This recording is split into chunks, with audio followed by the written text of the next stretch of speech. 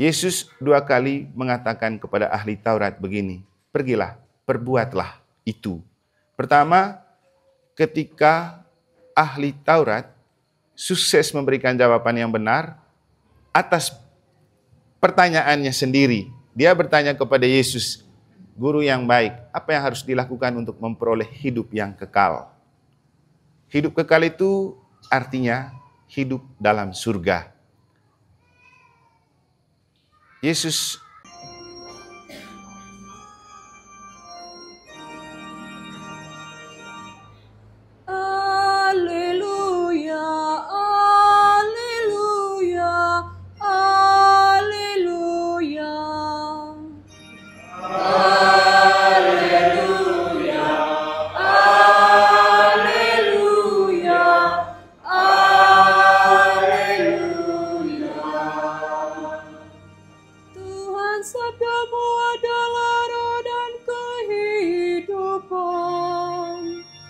Sabdamu adalah sabda hidup yang kekal.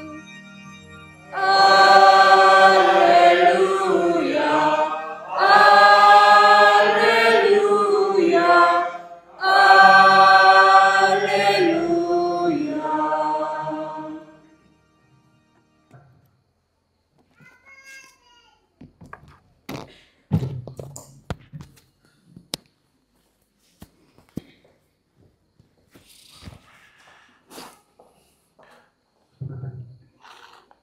Tuhan amamu dan bersama rohmu. Inilah Injil suci menurut Lukas. Dimuliakanlah Tuhan. Sekali peristiwa, seorang ahli Taurat berdiri hendak mencobai Yesus. Katanya, Guru, apakah yang harus kulakukan untuk memperoleh hidup yang kekal? Jawab Yesus kepadanya, apa yang tertulis dalam hukum Taurat? Apa yang kau baca di sana?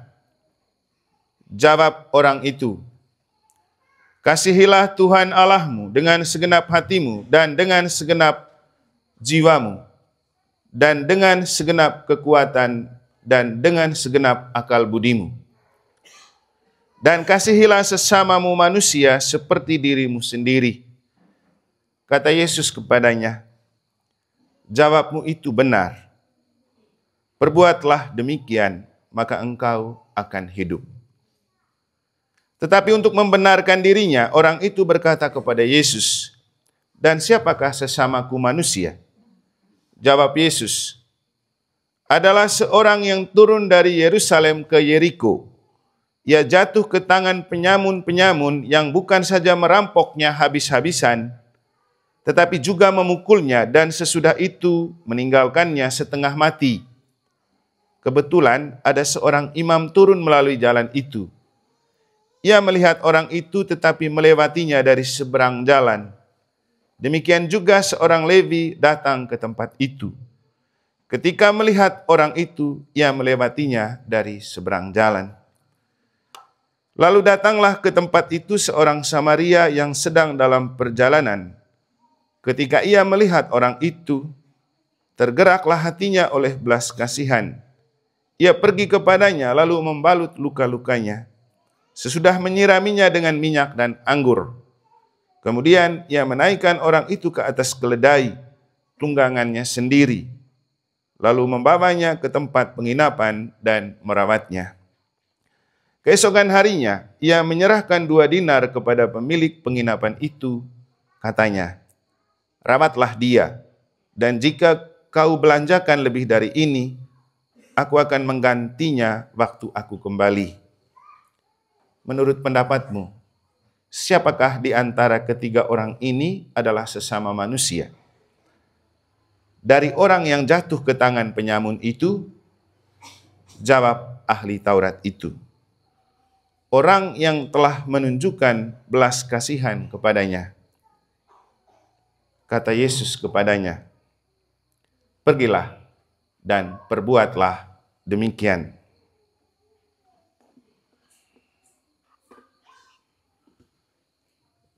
Demikianlah sabda Tuhan. Terpujilah Kristus.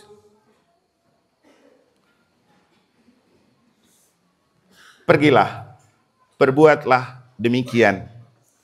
Bapak, Ibu, saudara-saudari, adik-adik dan anak-anak sekalian yang saya kasih dalam Tuhan, dan Frater Ordis dan juga Frater Adit.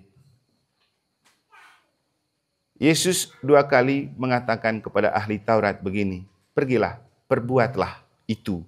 Pertama, ketika ahli Taurat sukses memberikan jawaban yang benar atas pertanyaannya sendiri. Dia bertanya kepada Yesus, guru yang baik, apa yang harus dilakukan untuk memperoleh hidup yang kekal? Hidup kekal itu artinya hidup dalam surga. Yesus bertanya kembali, apa yang kau baca di hukum Taurat?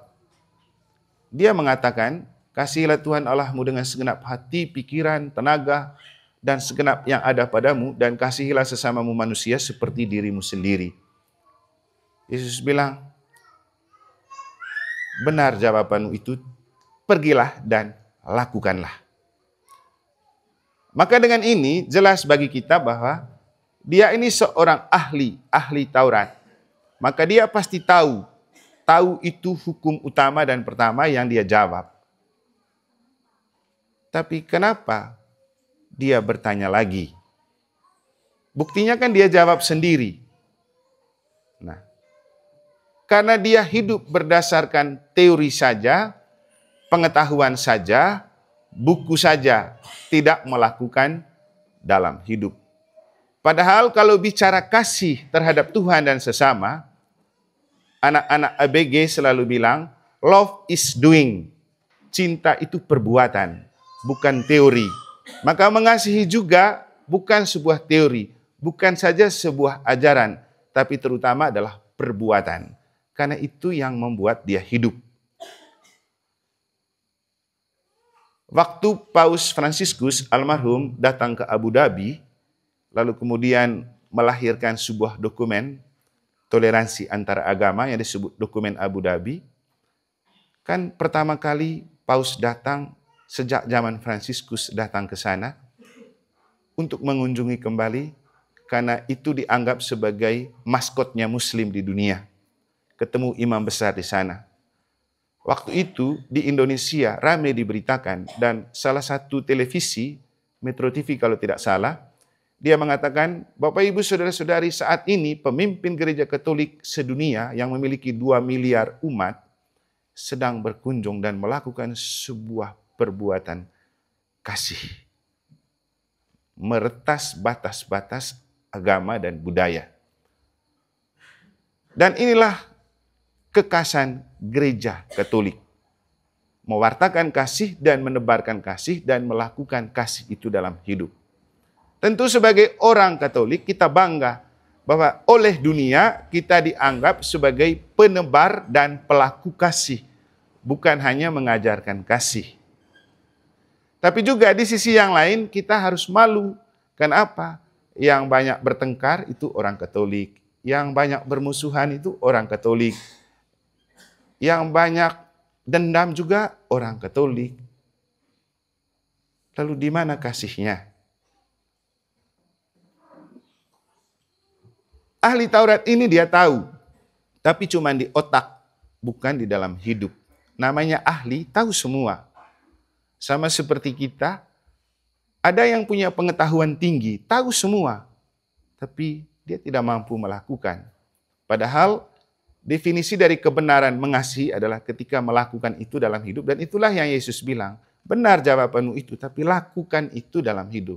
Nah, ahli ini, dia pura-pura tidak tahu, atau memang dia tidak tahu karena dia tidak sering melakukan. Nah, Bapak Ibu, kita tahu baik tentang sesuatu karena kita sering melakukan. Kita bawa motor harus sering latihan. Kita bawa mobil harus sering latihan. pasti kita tahu. Tidak bisa buat teori saja. Kalau bawa motor, belok ke kiri, belok ke kanan. Kalau tidak pernah melakukan, tidak mungkin jadi. Sama juga dengan kita sering suka main kartu karena kita sudah sering melakukan. Kalau tidak, tidak mungkin kita ketagihan. Kita sering depo karena kita sudah sering melakukan. Tidak mungkin kita ketagihan. Cobalah lakukan kasih lebih banyak, karena itulah investasi terbaik untuk memperoleh hidup yang kekal. Melakukan kasih. Dalam hidup kita banyak orang yang tahu banyak dan bicara banyak. Ini misalnya aku ngobrol lagu Papat Efrit, aku Papat itu. Bicara tentang KBG yang hari ini core. Siap bontoran basuh. Apa Papa Efrit dan papanya itu bilang, kami punya KBG, atanger yang haminggo. Loh, ata hebat oni hami. Sekolah tinggi, guru, murah aku le. Ise so merapat, tema do tombot. Tapi hami ho tema jabatan tinggi, to sekolah tinggi, merapat, pali yang kapi awak tombo. Benar itu kok. Tapi saya pandega, to ekol hami to tombo do hio boga. Ise.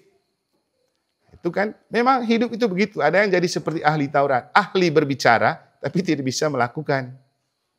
Nah, dalam hidup kita juga begitu. Nah, tentang kasih juga memang, ya mungkin kami para romo dan para pendeta itu khotbah bagus-bagus tentang kasih, tetapi susah untuk melaksanakan dalam hidup. Nah, inilah yang membuat ahli Taurat ini turun kualitasnya, walaupun dia ahli. Nah, Bapak Ibu kan tahu juga, kalau orang-orang korup di Indonesia, para pejabat yang korup itu kan bukan orang bodoh. Orang pintar semua, licik. Saya kemarin dapat satu cuplikan berita tentang satu orang koruptor, kasus COVID kayaknya. Lalu tiba-tiba, dia diadili hanya karena dia sopan selama proses, dikurangi jadi 1,5 tahun kalau tidak salah. Padahal dia korupsi banyak. Pintar dia mengambil hati para hakim dan jaksa.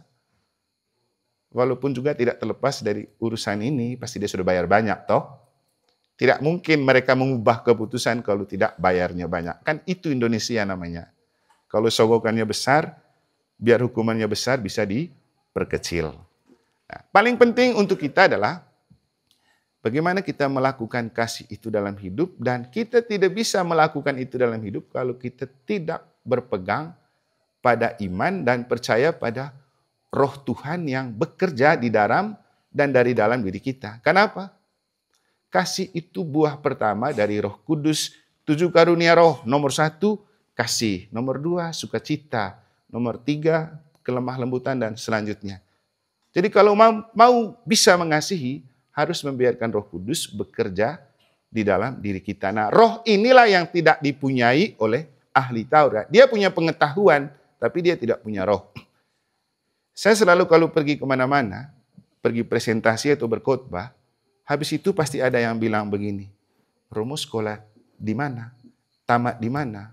Bahkan waktu kami pergi OGF di Bandung, sampai ada senior imam itu kan imam Unio se-Indonesia datang. Saya kan beri sambutan, moderator, lalu satu kali dia datang, Romo dosen kah? Saya bilang tidak, saya hanya dosen di jalan-jalan saja. Mungkin pengaruh dia lihat saya cara berpikir dan berbicara, dia mengatakan itu. Demikian juga beberapa saat kemarin kami para tokoh agama di Mataram itu diundang untuk berbicara tentang deradikalisasi dalam pandangan agama-agama. Ada 6 agama di Polda NTB. Kami semua diundang, saya datang dengan pakai jubah. Ada satu pembicara ustadz sebelum saya yang memang dia sudah top dan sudah tenar. Ustadz Sasaki kalau tidak salah. Jadi dia duluan, setelah itu saya dan beberapa tokoh agama lain. Tapi menariknya, nanti kamu bisa lihat di videonya. Begitu saya omong, mereka semua terpikat. Mereka perhatian, sedikit-sedikit tepuk tangan. Lalu ada yang bilang, kenapa bisa begitu? Romo punya kok lain daripada tokoh agama lain. Saya bilang, pertama saya pergi bukan karena saya, tapi Roh Tuhan yang bekerja. Karena saya pergi dengan moto tabisan saya, Aku tidak seorang diri karena Bapa selalu menyertai aku dalam Yesus dan Roh Kudus. Terus kemudian saya juga bilang begini, saya kalau kemana-mana untuk mempresentasikan bahan, walaupun saya sekolah ala kadarnya, tidak seperti yang lain punya gelar banyak dan sekolah tinggi sampai ke luar negeri, kan sekarang pengetahuan itu bisa searching di Google. Tapi bukan soal profesionalitas yang lebih penting. Yang lebih penting adalah spiritualitas. Lalu saya bilang, kalau saya omong, saya tidak hanya kuasai bahan, itu kan urusan saya.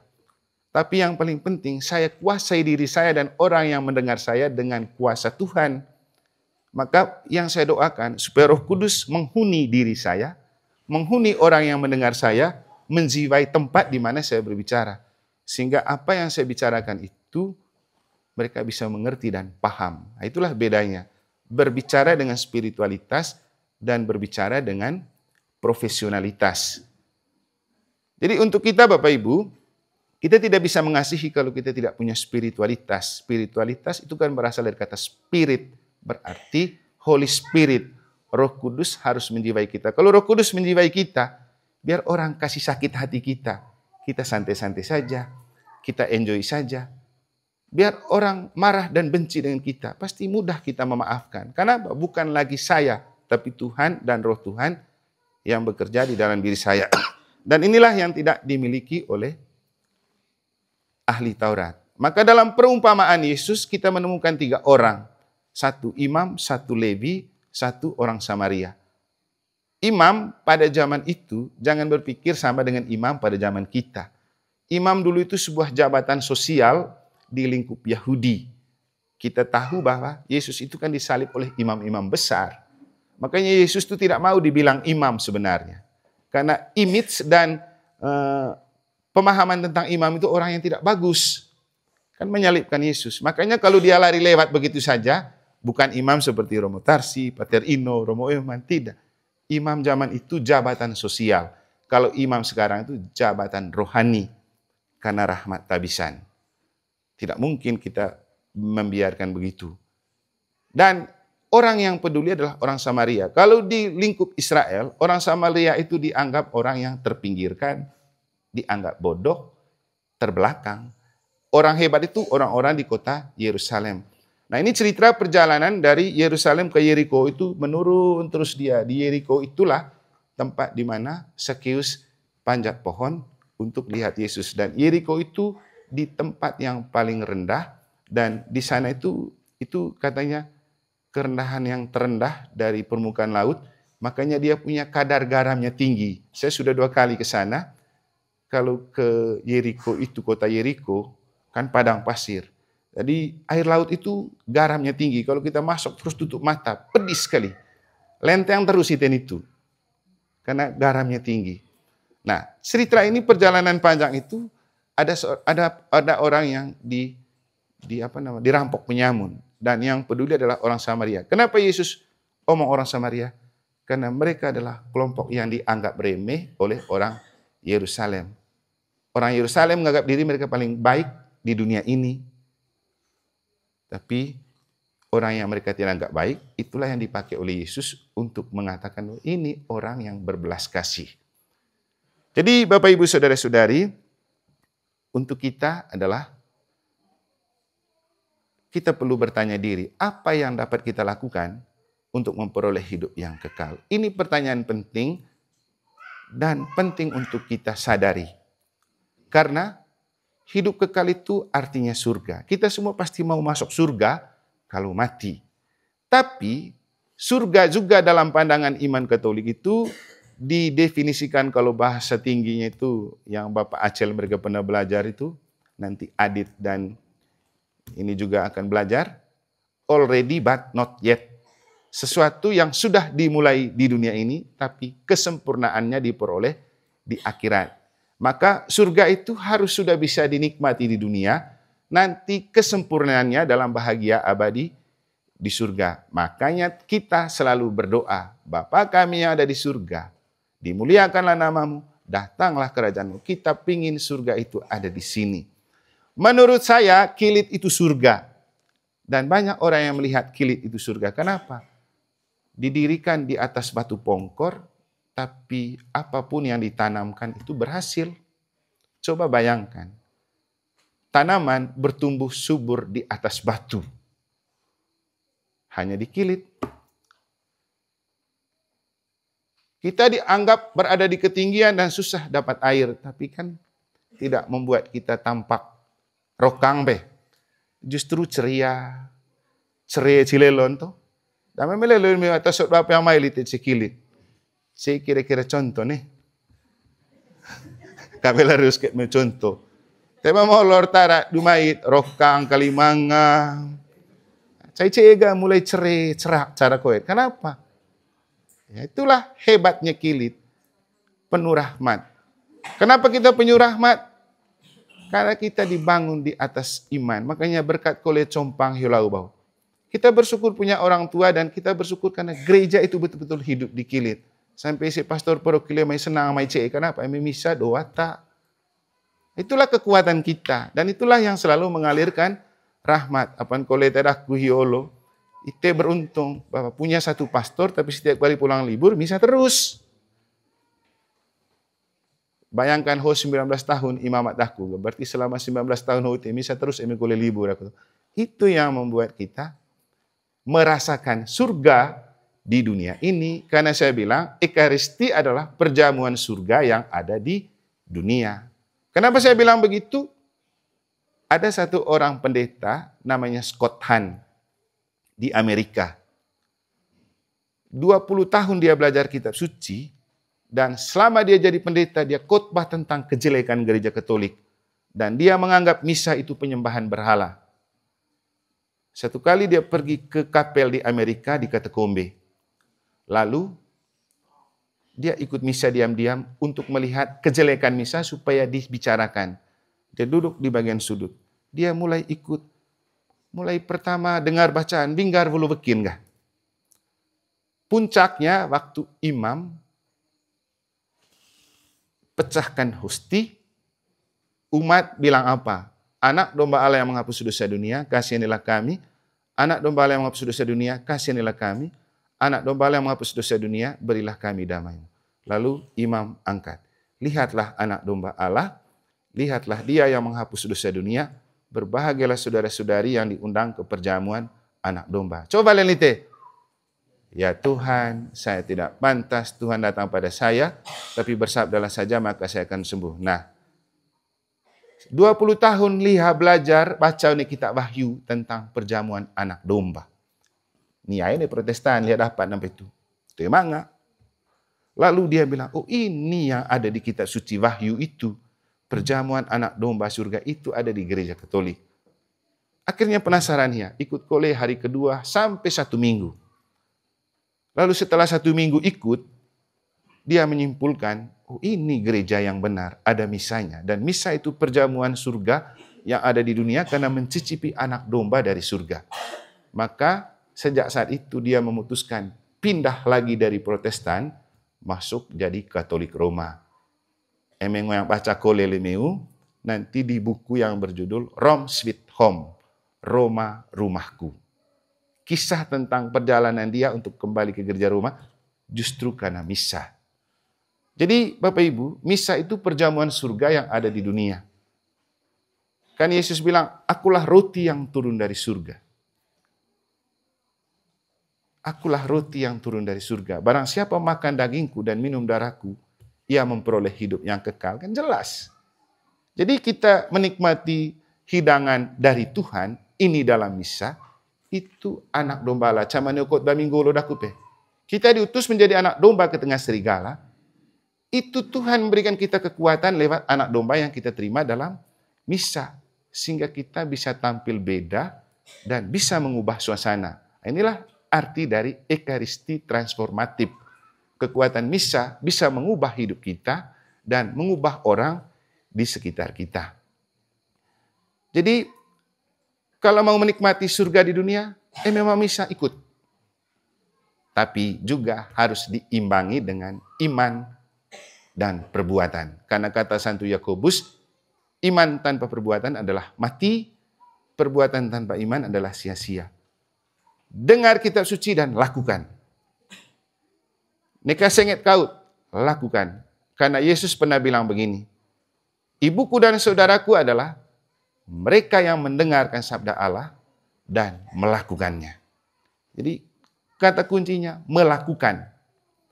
Bapak Ibu Saudara-saudari, melakukan sabda, melakukan iman, itu hal penting. Bagaimana konkretnya kita hidupkan iman dalam hidup, hidupkan sabda Allah dalam hidup, inilah maksud saya mau panggil Bapak Efrit. Bagaimana dia hidup dan menghidupkan iman di Papua, sampai yaho luput onemi Pak Agung Belelata. Ini ya Ibu. Bapak Efrit.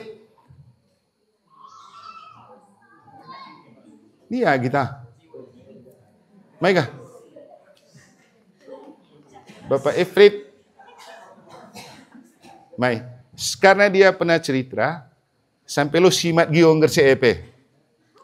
Kasus itu yang membuat bapaknya Gio itu lari pulang ke sini. Dia berani menghadapi kenyataan itu dengan sebuah doa. Coko-coko ngajin tong, malarun tombon. Ini ya Ibu.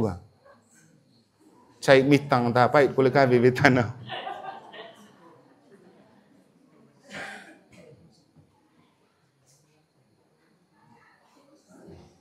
Salah temangan. Hah?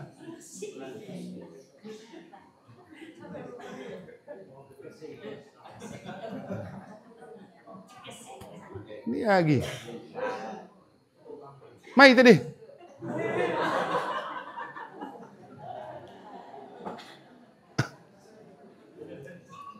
Mai kah? Ni ai.